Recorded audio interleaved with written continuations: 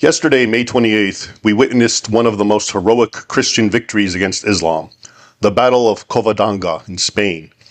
Today in history, however, on May 29th, 1453, we must witness one of the most tragic defeats of all time, for today is the day when the scimitar of Islam finally conquered Constantinople. So let's discuss it, not least because of all of Islam's conquest of Christian territory, this was by far the most symbolically significant. For not only was Constantinople a living and direct extension of the Roman Empire and current capital of the Christian Roman Empire, commonly known today as Byzantium, but its cyclopean walls had prevented Islam from entering Europe through its eastern doorway for the previous 7 or 8 centuries, beginning with the first Arab siege of Constantinople, which took place between the years 674 and 678. When Muslim forces failed again in the second great Arab siege of Constantinople, 717 to 718, conquering the ancient Christian capital became something of an obsession for a succession of caliphates and sultanates. However, it was only with the rise of the Turks, particularly the Ottoman Turks, that conquering the cities, which remained one of the best fortified in the world, became a possibility, not least in thanks to the concomitant rise of gunpowder and cannons.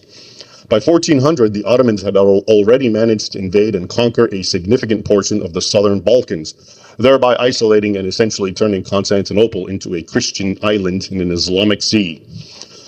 Enter Sultan Muhammad II, the mortal enemy of the Christians, to quote from a contemporary prelate. Note, Mehmet, as this sultan is almost always called today, is simply an English transliteration of the Turkish pronunciation of Muhammad. Early European historians always called him Muhammad because that's his name, and I suspect this transliteration was adopted as a subtle way of distancing this particular Muhammad from his namesake, Muhammad the Prophet. We shall soon see why. At any rate, once he became Ottoman Sultan in 1451, Constantinople sent a diplomatic embassy to congratulate Muhammad. The 19-year-old responded by telling them what they wanted to hear. He swore by the God of their false prophet, by the prophet whose name he bore, a bitter Christian contemporary later wrote, that he was their friend and would remain for the whole of his life a friend and ally of the city and its ruler, Constantine XI. Although they believed him, Muhammad was taking advantage of the basest arts of dissimulation and deceit, to quote Edward Gibbon. Peace was on his lips, while war was in his heart. Today we are a little more familiar with this Islamic phenomenon. What was in Muhammad's heart soon became apparent. Throughout the spring of 1453, Constantinople watched helplessly as Ottoman battalion after battalion made its way to and surrounded the city by land and sea. One contemporary remarked that Muhammad's army seemed as numberless as grains of sand, spread across the land from shore to shore. In the end, sources indicate that about 100,000 fighters and 100 warships came to surround the city. Incidentally, why did Muhammad II and his predecessors, the Arabs, attack Constantinople in the first place? What made it an enemy of the Turks, and before them the Arabs? The same thing that made every non-Muslim nation an enemy. It was non-Muslim, and therefore it needed to be subjugated. That was the sole grievance that propelled the Turks to besiege it, as with their Arab counterparts during the 7th and 8th centuries.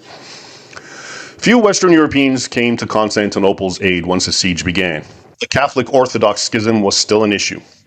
In the end, less than 7,000 Christian fighters, 2,000 of whom were foreigners, made ready to protect 15 miles of walls, while only 26 Christian ships patrolled the harbor. This against, as seen, 100,000 Muslims and about 100 warships. Once all his engines of war were set up, Muhammad commenced bombardment on April 6th. Although he tried to go over, through, and under the walls, he made little headway. Some 6 weeks after he had started bombarding the city, he was no nearer to his goal. At his wit's end, the Sultan held council with his senior officers. Although there was some discussion of withdrawing, in the end, Muhammad decided on vomiting forth every last man he had against the walls in one final-ditch effort. But first, he would need to inflame his followers. So he assembled and exhorted the Muslim army. As it happens in all battles, he began, some of you will die, as it is decreed by fate for each man. Recall you now the promises of our prophet concerning fallen warriors in the Quran. The man who dies in combat shall be transported bodily to paradise and shall dine with Muhammad in the presence of women, handsome boys, and virgins. Still, Sultan Muhammad was shrewd enough to know that rewards in the now were always far preferable to promises in the hereafter. As Sheikh Aksham-Sadin had earlier told him, you well know that most of the soldiers have in any case been converted to Islam by force. The number of those who are ready to sacrifice their lives for the love of Allah is extremely small. On the other hand, if they glimpse the possibility of winning booty, they will run towards certain death.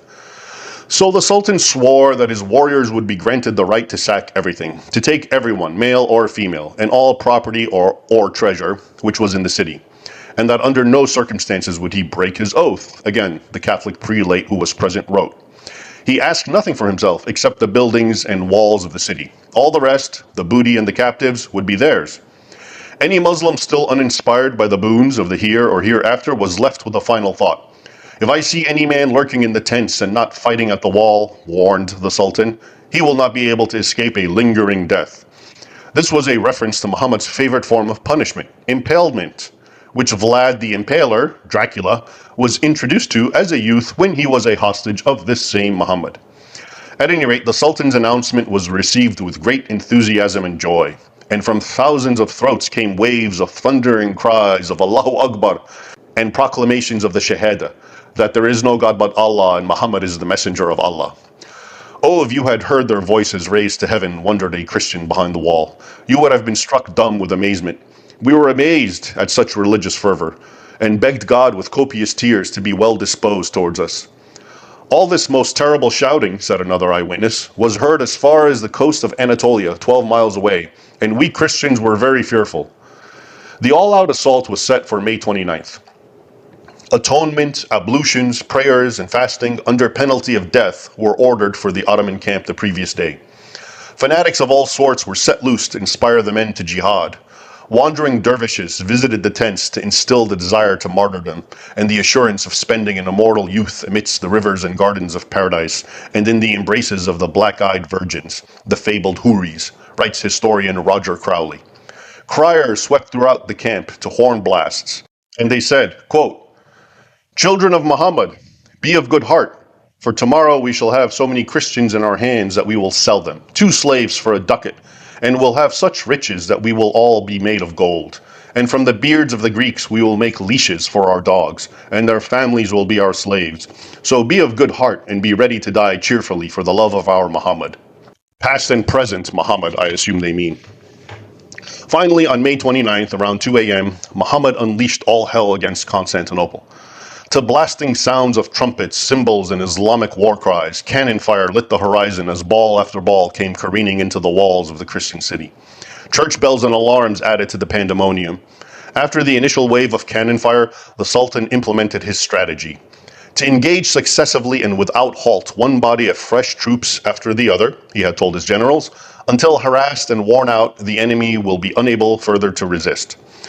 So on and on, wave after wave, the hordes came, all desirous of booty or paradise, or merely to evade impalement. With ladders and hooks they fought, clawed, and clambered onto the wall. Who could narrate the voices, the cries of the wounded, and the lamentation that arose on both sides, recollected a Christian eyewitness. The shouts and din went beyond the boundaries of heaven. After 2 hours of this Armageddon, thousands of the Ottomans' most expendable raiders lay dead beneath the wall. Having served their purpose of wearying the defenders down, Muhammad, now mounted near the wall and directing traffic with a mace in his hand, ordered another wave of fresh Anatolian Turks to clash against the wall. They built and clawed atop human pyramids of their own dead and wounded, all while cannonballs continued to careen and crash into the wall. But the vastly outnumbered defenders persevered. Having the high ground, the Christians slew countless. One could only marvel at the brutes, conceded one defender of the wall. Their army was being annihilated, and yet they dared to approach again and again. By 4 a.m., non-stop cannon fire had made several breaches, which the Ottomans' elite shock troops, the Janissaries, that is, abducted Christian boys who were indoctrinated and trained in jihad, charged, even as their former co-religionists held firm. An eyewitness account offers a snapshot. It's a long one. Quote, "The Christian defenders fought bravely with lances, axes, pikes, javelins, and other weapons of offense. It was a hand-to-hand encounter, and they stopped the attackers and prevented them from getting inside the palisade. There was much shouting on both sides, the mingled sounds of blasphemy, insults, threats, attackers, defenders, shooters, those shot at, killers and dying, of those who in anger and wrath did all sorts of terrible things. And it was a sight to see there, a hard fight going on hand to hand with great determination and for the greatest rewards. Heroes fighting valiantly, the one party, Muslims, struggling with all their might to force back the defenders, get possession of the wall, enter the city, and fall upon the children and women and the treasures. The other party, Christians, bravely agonizing to drive them off and guard their possessions, even if they were not to succeed in prevailing and in keeping them. A small detachment of Turks finally entered the city through a minor doorway, which the defenders had left open during the chaos. They quickly planted the Islamic flag, causing consternation among the defenders. Playing on their worst fears, the Sultan cried aloud, "The city is ours," and ordered his best janissaries to charge. One named Hassan, described as a giant of a beast, slew all before him and inspired the other Muslims to press in behind him. When a well-aimed stone took him down, he continued swinging his scimitar on one knee until, riddled and overwhelmed by arrows, he was welcomed into paradise by the Houris. By then, continues an eyewitness, the whole host of the enemy were on our walls and our forces were put to flight. Thousands of invaders flooded in and slaughtered the outnumbered defenders.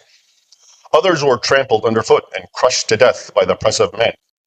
Crying, "The city is lost, but I live," Emperor Constantine XI stripped and flung off his royal regalia and spurred on his horse and reached the spot where the Turks were coming in large numbers, writes again an eyewitness. With his steed he knocked the impious from the walls, and with his drawn sword in his right hand he killed many opponents, while blood was streaming from his legs and arms. Inspired by their lord, men shouting, "Better to die," rushed into and were consumed by the oncoming throng. The emperor, continues the eyewitness, was caught up among these, fell and rose again, then fell once more, never to be seen again. Thus he died by the gate with many of his men, like any commoner, after having reigned for 3 years and 3 months, concludes the chronicler. And on that May 29th, 1453, the 2,206-year-old Roman state died with him. And the saying, observed another contemporary, was fulfilled. It started with Constantine, the Great, who founded Constantinople, or Nova Roma, New Rome, in 325, and it ended with Constantine, the 11th. Even so, by holding out against Islam for as long as it did, 8 centuries, Constantinople did indeed play an important role in saving the West. After all, had the Saracens captured Constantinople in the 7th century rather than the 15th, wrote historian John Julius Norwick, all Europe and America might be Muslim today. Incidentally, an actual image of Constantine XI, the only known portrait made of him when he was alive, was unearthed earlier this year. It shows a face that is as noble as its fate was tragic. Anyway, so much for the Muslim sack of Constantinople, which occurred on today's date, May 29th. In another video, we will look at the well-documented and mind-boggling atrocities Muhammad's Muslim minions committed on taking the city. For these make the Islamic State's atrocities seem like child play. And for the record, this video is entirely based on the long chapter I dedicated to the fall of Constantinople in Sword and Scimitar. If you're interested in getting the complete story, or in sourcing all the quotes in this video, check it out, all 45 pages of it. Okay, bye for now. Enjoy the rest of your May 29th, if you can.